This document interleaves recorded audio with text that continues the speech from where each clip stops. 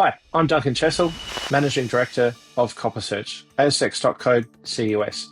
Today, I'm going to try something a little bit different. As many of you have seen, we recently announced we've identified heavy mineral sands potential at our Peake Project in South Australia, in the top corner of the Eromanga Basin.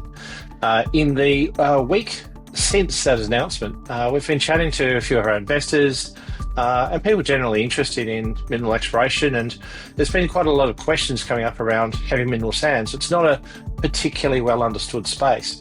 It got me to thinking a little bit about how one of Copper Search's big advantages is our incredibly experienced team across a diverse number of commodities and jurisdictions. So together they've have over $100 billion worth of discoveries in production and have a very deep knowledge of a wide range of mineralisation types and exploration methodologies. So internally, we constantly leverage off that broad and deep knowledge to select projects and plan exploration programs. And I thought it might be useful for Copper Search investors to get some access to that knowledge through some longer form conversations. So today we're going to have a sort of first episode of those longer form conversations, and to help you get better insights into not only Copper Search's projects and plans, but also just the junior exploration space in general. So for episode 1, I'd like to introduce you to Ian Warland, Copper Search's principal geologist on our new heavy mineral sands project in the Eromanga Basin of South Australia. Ian was the recipient of the Explorer of the Year award for his heavy mineral sands discovery for Iluka Minerals. So if you want to know anything about finding, developing, or mineral sands in general, then Ian is the man that we need to talk to. How are you going today, Ian? G'day, Duncan. How are you? Yeah, good, thanks. Look, just for our investors and the broader investment community, I've just thought maybe we could have a little bit of a chat through, what are heavy mineral sands and why are they important, and what's the next steps in the heavy mineral sands industry, etc. So just kick it off, Ian. Sure. What are heavy mineral sands? HMS for short. Heavy mineral sands. Actually, I think a lot of people would be familiar with heavy mineral sands. I mean, often when you go to the beach, you'll see a dark line of minerals along that sort of surf zone of the beach. That's what heavy mineral sands are. And they're generally made up of things like ilmenite, rutile, and leucoxene, which are all titanium-bearing minerals. And then also you get zircon and monazite as well. And they form mostly in these sort of beach environments, but they can form in rivers as type of placer deposit. And they're minerals that are really quite dense. So, they're more than a 2.8 specific gravity. So they're a lot denser than normal sand. And that's why they drop out and concentrate up in these sort of beach shoreline environments and in rivers as well. Okay, and sometimes there's a lot of iron in them as well.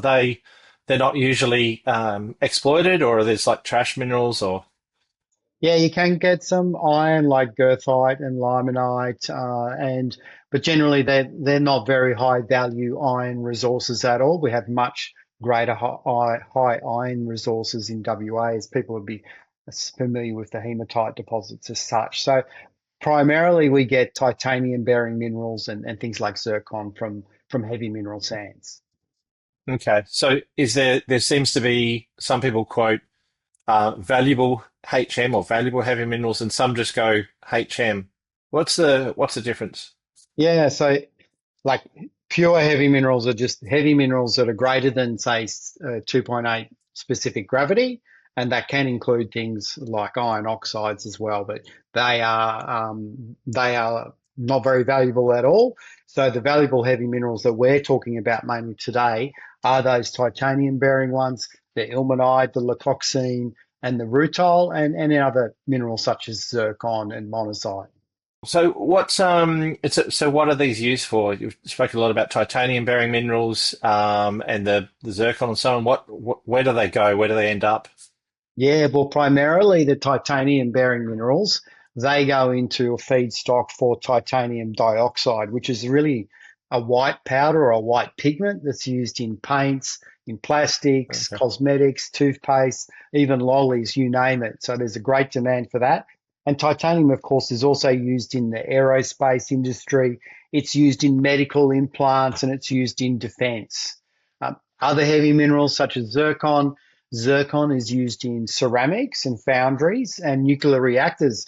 I mean, because zircon has a very high heat tolerance and a very strong chemical stability. So the zircons are more expensive, or they fetch a higher price than the titanium bearing minerals. Is that right?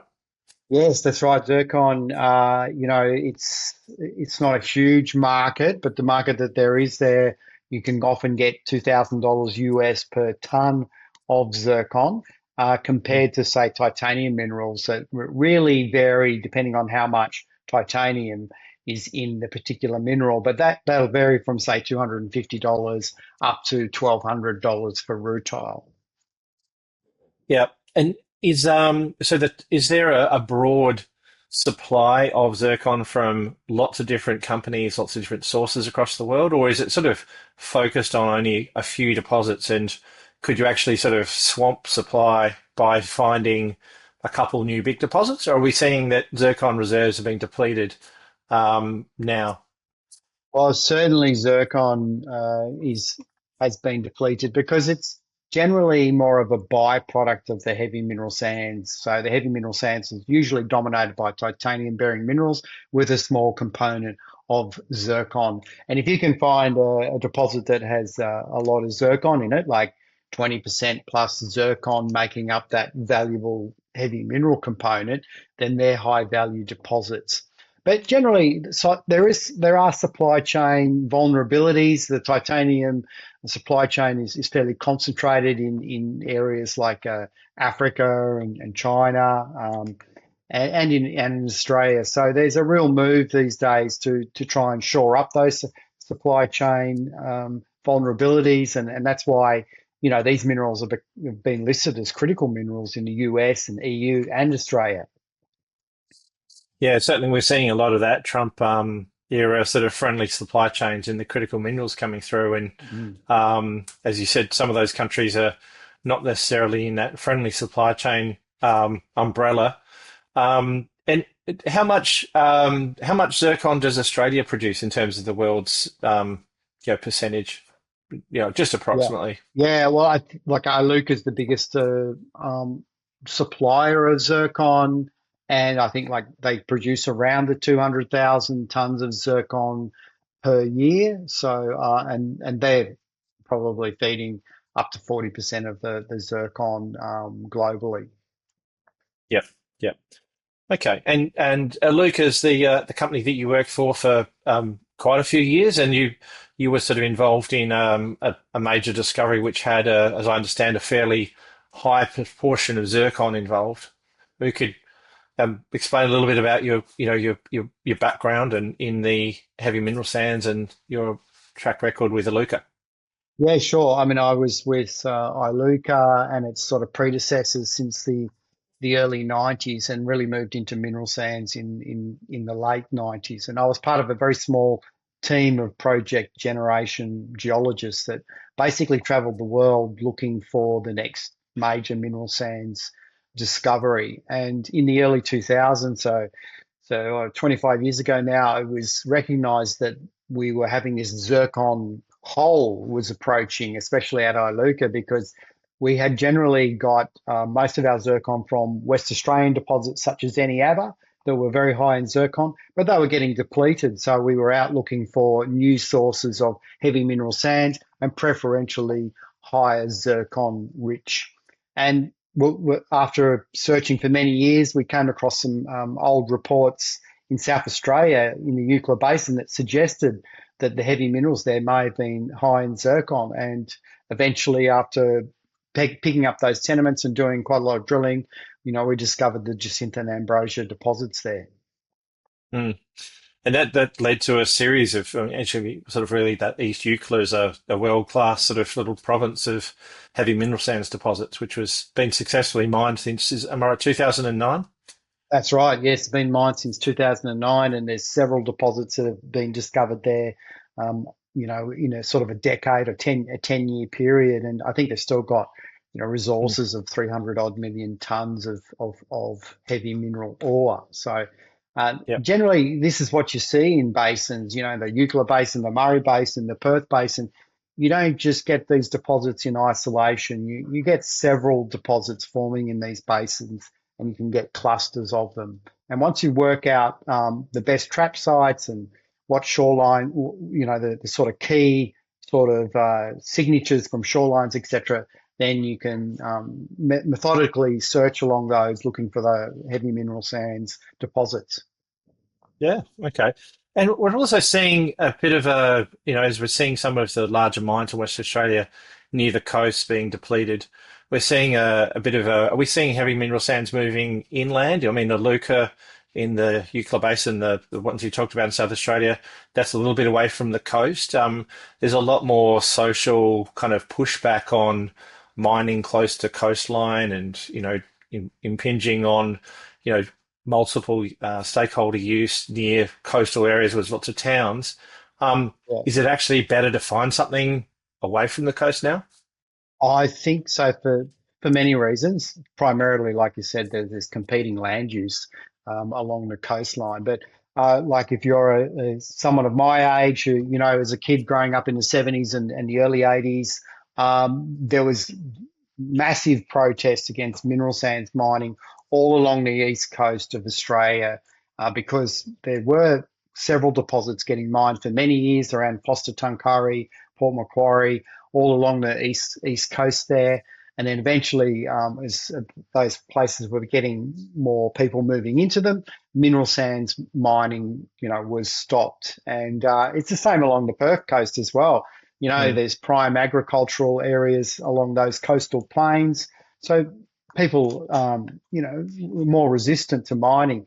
Having said that, there's a lot of very good operators out there. And when they actually take that 5%, say, of the heavy mineral out of the ore, then they would basically bury those open pits over again and recrop them and get the land use back to a very productive state. So, Mm. but even with all of that, there has been pressure to move further inland away from populated areas.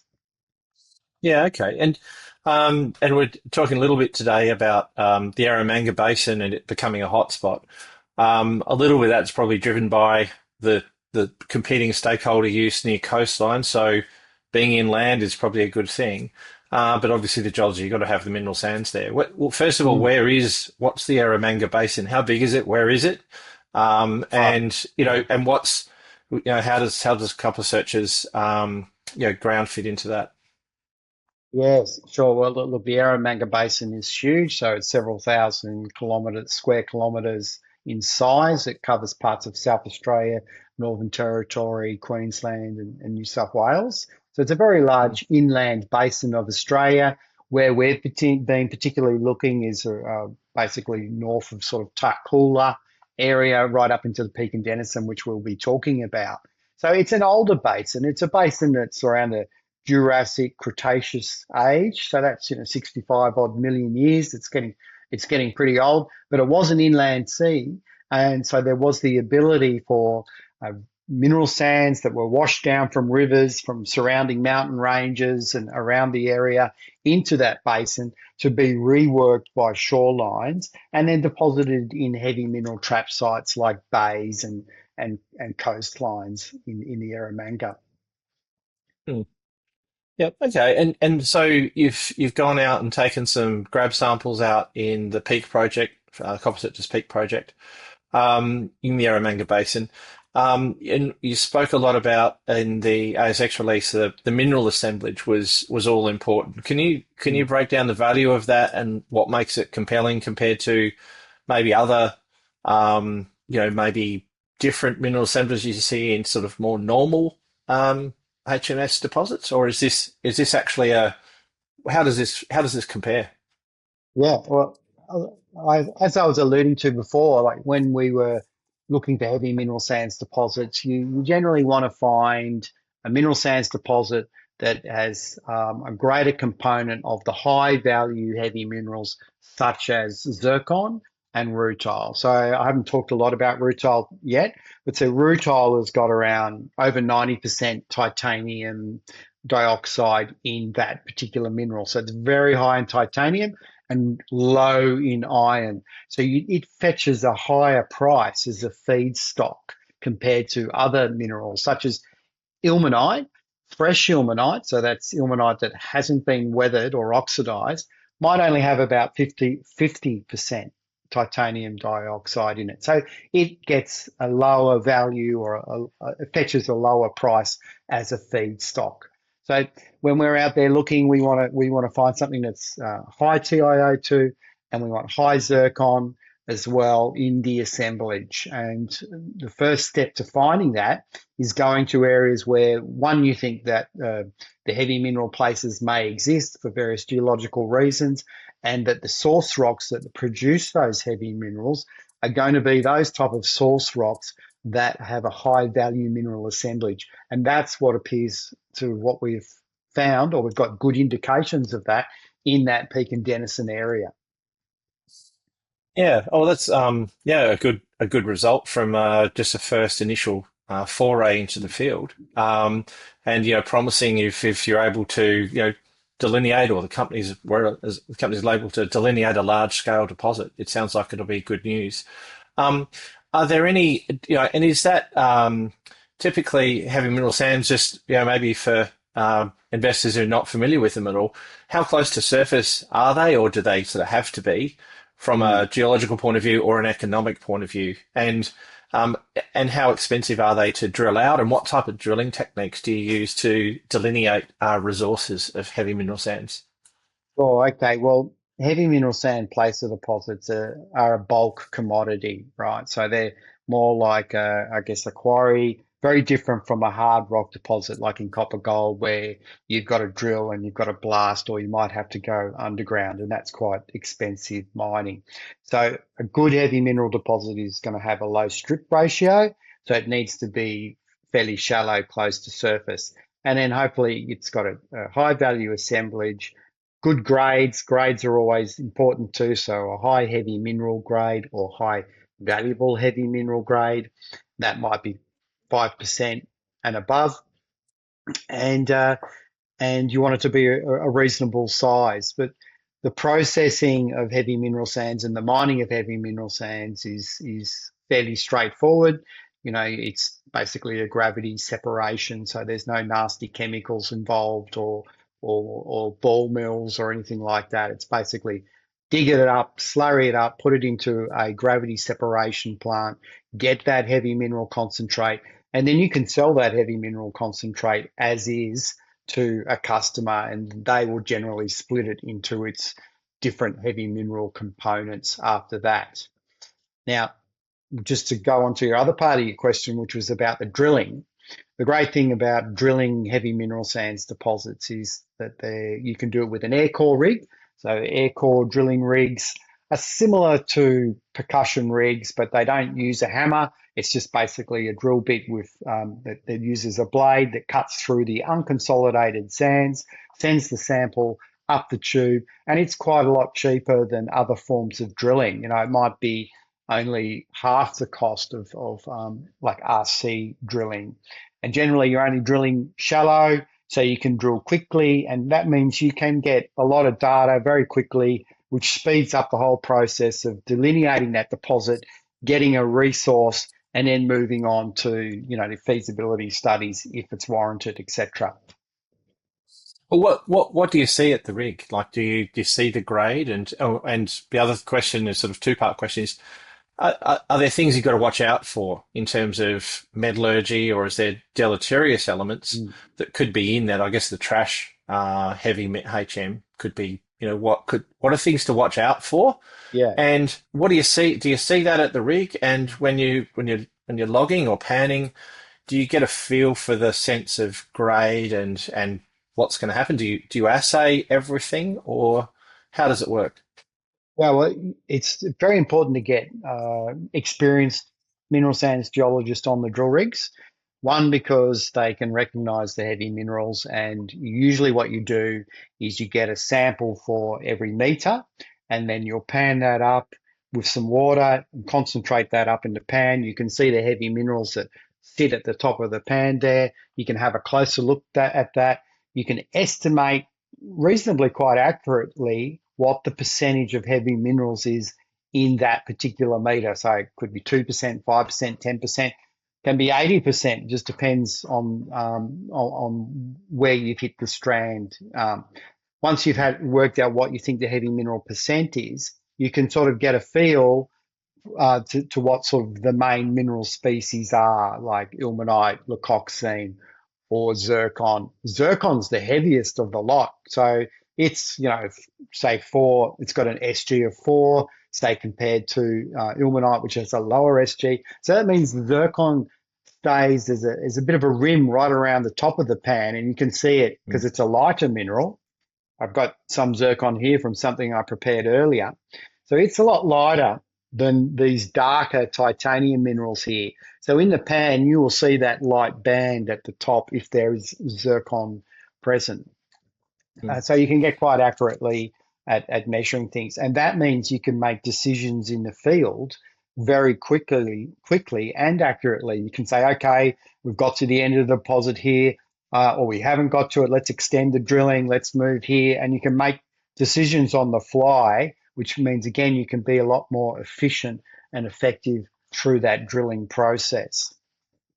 Do you ever get layers where you might have 10 meters of HM in one of these strands, then a barren zone, and then you'll get another one deposited in the same place? Or is that that's not going to happen in that way typically? Or what's your experience? You certainly can do. You can get all of that. So it's a natural placer process, I guess. So without going into too much detail, you will get you'll get events that are conducive to putting down a very dense layer of heavy mineral, and then that might be followed by a fair weather time where you're just getting beach sands deposited on top of that, and then you might get some storm activity which removes the lights and leaves the heavy minerals there. So you can get like a layer cake effect of heavy minerals from high grade to low grade at the centimetre scale and the metre scale and the tens of metres scale. So it does vary quite a lot. And what's important, of course, is when you've drilled through the whole sequence is basically what the average grade is through that whole sequence.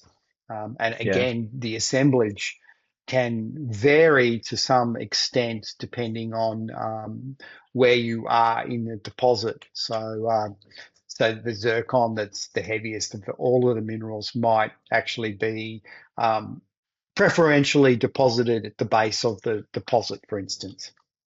Yep, yep. And so in comparison though to other hard rock geology operations, would it be fair to say that heavy mineral sands typically are only ever exploited in the top 50 or 100 meters? I mean, we see some of these open pit gold deposits or porphyry deposits, and they're going down over a kilometre and a half open pit, or very very deep pits.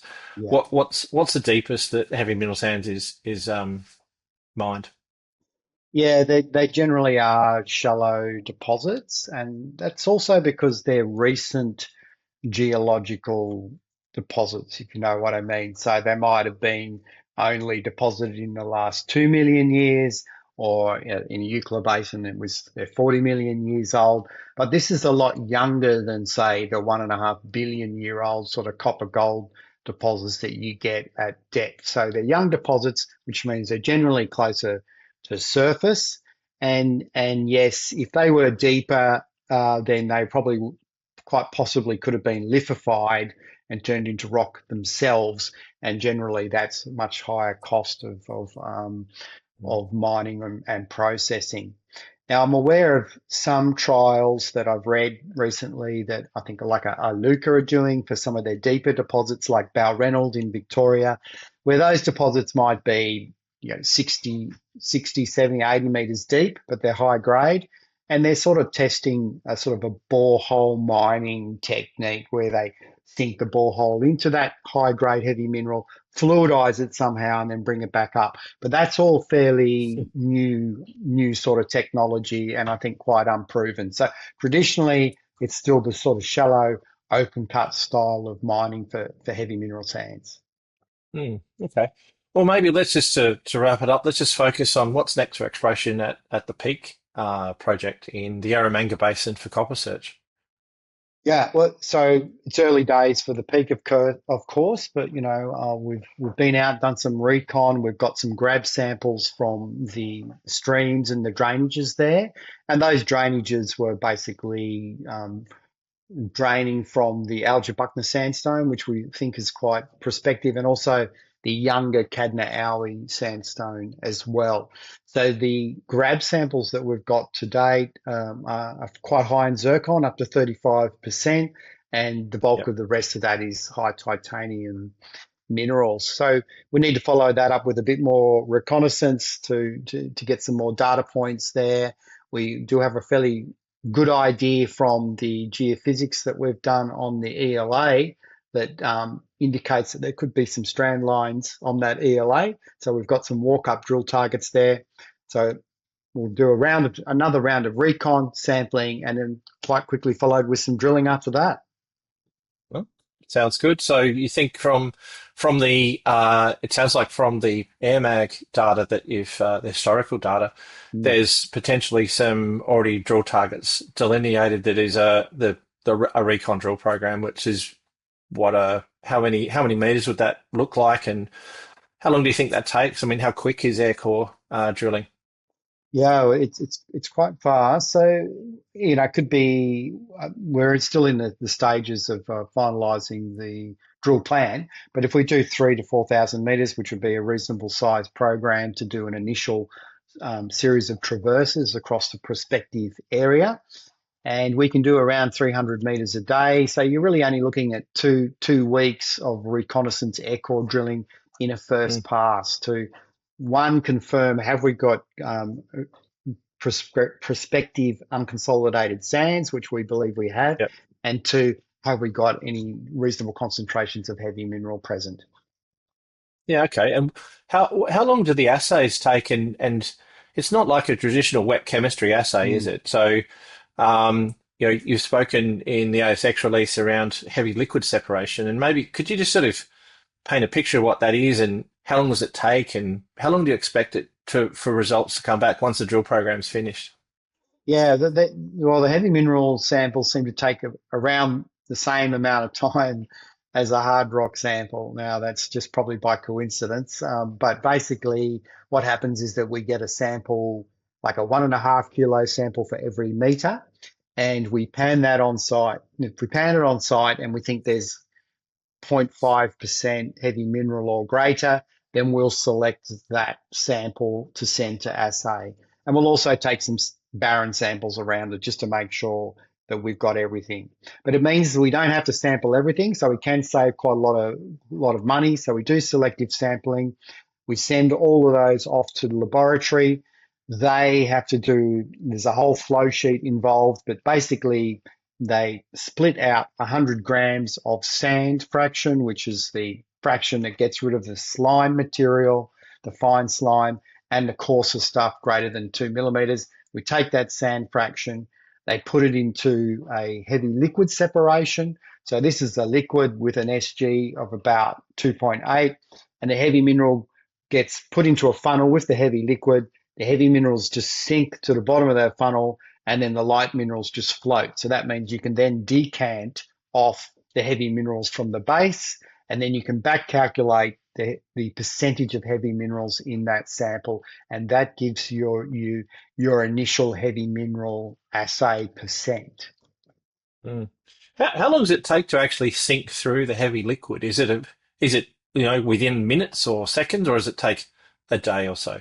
Yeah, it takes about 12 hours. It can vary a little bit on the heavy mineral species, but yeah, there's quite a reasonable residency time Yeah.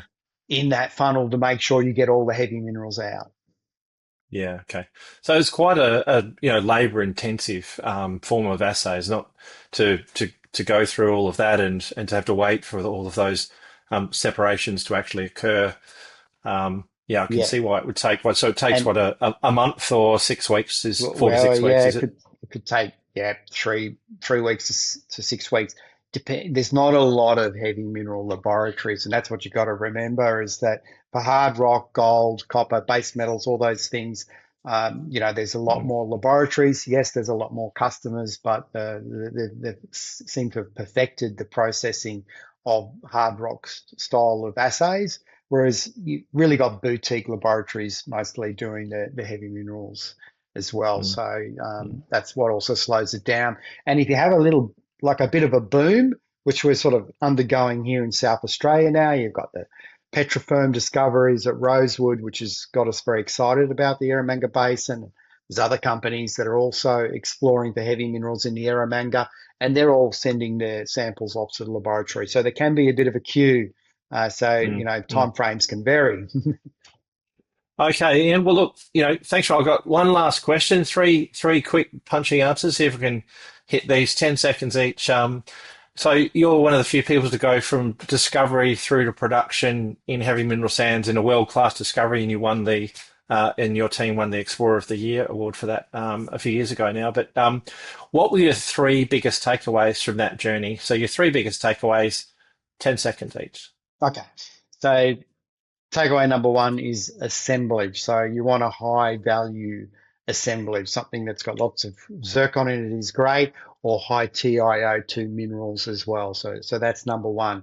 You also, grade is always king still. Grade and close to the surface is also very important. So that's the second takeaway. And thirdly, you want to be in a great jurisdiction. And I've got to say, South Australia is a great jurisdiction. What really helped Iluka in the Eucla Basin was that those deposits got a project status, which means they got special treatment in the department and lots of resources thrown at it to get through the pathway to mining. So from discovery to mining was only 5 years. So that's a very short time frame, and it's all because we're in a great jurisdiction. Yeah. All right. Thanks very much, Ian. And good luck to you and the Copper Search team out there in the field. Look forward to being a part of it myself, and also seeing all of these the results from the recon program. Yeah, thanks, Duncan. It's early days, but it's very exciting as it's eventuating or emerging. So there you have it, a deep dive into heavy mineral sands with one of the best in the business. I hope you enjoyed the episode. Please let us know on the email or in our social channels if you enjoyed it or found it helpful.